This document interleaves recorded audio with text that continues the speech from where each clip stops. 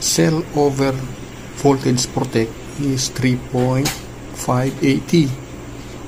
Tingnan natin yung charging na natin ngayon is meron na tayong 3.580. Yung power ng battery natin is 121 watts na lang.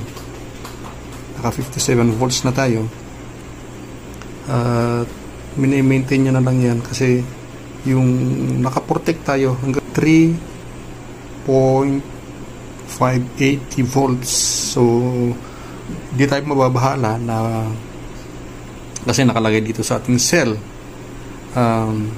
over voltage power is 3.650. So hindi naman ito ang i-charge niya sa ating battery. Dito lang tayo.